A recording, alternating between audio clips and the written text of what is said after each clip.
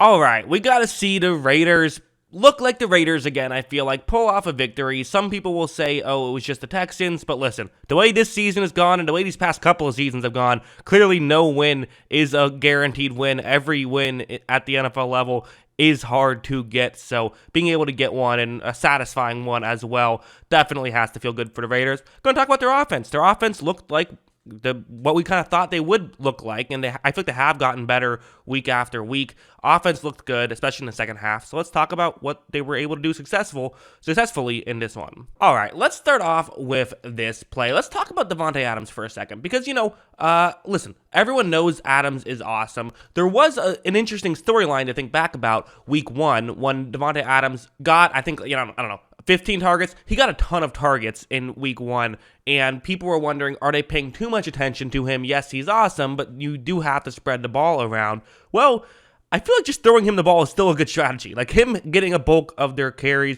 still makes a lot of sense because he is their best player. So still, giving him the ball constantly, I'm not going to say that that's a bad strategy. And this is a good example. Although this is kind of, a good example of how two-star players can really work together because you have Josh Jacobs in the backfield. It's going to be a play action with Josh Jacobs in the backfield. And then you have Adams over the middle. And this is just one of those, how do you try and stop something like this? Because it's zone coverage. So you're going to get the players over the middle to move further in. Watch, the play action really works on Houston. I mean, Houston got badly out of position. And by the time they hit Adams, Adams is wide open because, of course, he's going to be able to beat the corners downfield when they have to play off of him due to the zone coverage. So this is just the kind of stuff that having those two-star players can really, it's the frustration that it can put on defensive coordinators. So there's really not really a lot of ways to stop this. Going over here now, let's talk about Mac Hollins, one of the, bigger surprises of the season, a guy who not a lot of people had heard of. If you've never heard of him, don't feel too bad. He was a 4th-round pick from 2017. He played for the Miami Dolphins. He's now here with the Raiders, and it feels like this just happens with Derek Carr every year. Like Zay Jones was it last year, where just kind of some unknown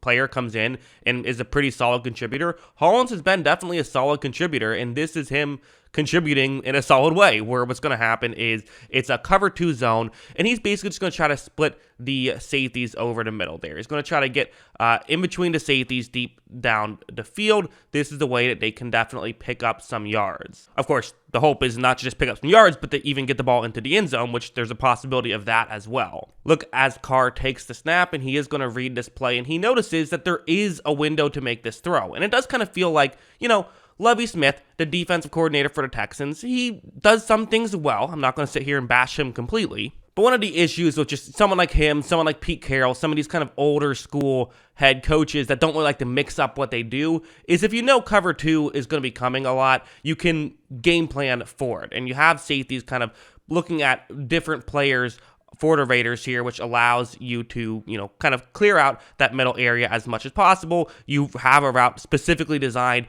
to beat the coverage that you can feel pretty comfortable Lovie Smith is running, because Lovie Smith loves his cover 2 zone. And as you see, Carr does make a very good throw. They're able to get the ball into the end zone for a touchdown. So again, just making good plays here, the Raiders are, good route by Hollins, good throw from Carr. I thought that Carr, again, kind of one of those classic Derek Carr days, right? Where it's not like he's necessarily going out and making highlight reel level throw after highlight reel level throw, but he's just adding so much value by making the right play consistently. And at the end of the day, it's all about adding value, and he adds a ton of value. Let's go over here for a second. Let's talk about Davante Adams again. Yeah, why not? I could spend a whole video talking about Adams. I mean, I could spend 10 videos probably talking about Davante Adams. He's incredible, but this is a good example of just this is just one of those, like, if you're a cornerback, you're losing on this play against Adams. It's man coverage, so there's a cover 2 man, and Adams has a one-on-one matchup. So, okay, good luck. You have to cover Adams one-on-one,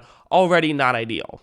Right when this play begins, you see right here, how are you supposed to know which direction Adams is going in? You don't, because Adams is the best route runner in football, where he can find a way to, really just not give anything away at the beginning portion of these routes, the stem portion of the route, where you haven't branched off in any direction. It's just simply the beginning part of the route. He runs it the same way every time, so you never know where he's moving. Now, some players will like to kind of, if they're running a route over the middle, for example, just kind of already go there. Hopefully you can, get a little bit of a head start.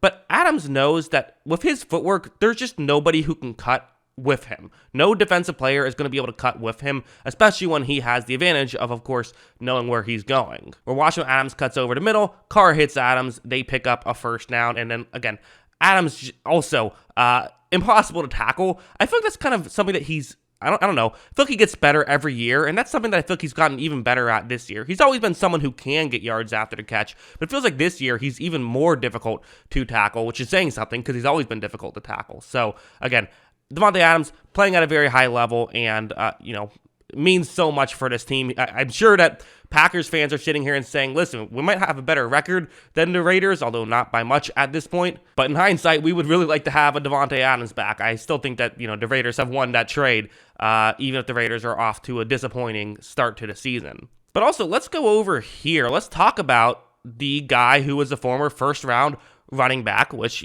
always controversial to draft someone into running back, draft someone in the first round who is a running back is what I mean to say. And it's crazy to think how long Jacobs has played well. Running backs typically are only really great for a couple years with some exceptions. Jacobs is the exception where it's going to be, you see the blocking concept. And again, Texans, what do they like to do? They like to play a lot of two safety deep coverage, which means that, typically on a one safety deep play, you have to leave somebody unblocked, and that's the player who has a big impact in helping stop the run. However, on a play like this, who is the closest unblocked Houston Texan? That guy who is in the end zone right now. So he's going to have to, if he's going to stop Jacobs, he's going to have to move further in to make this tackle. Watch, you see him move further in. Renfrow ends up blocking him instead of the corner, but the corner cannot make the tackle. Jacobs is into the end zone for a touchdown. Just, again, really good stuff from Josh Jacobs. He's playing very well and also good blocking. Because again, yes, all you have to do is make your blocks,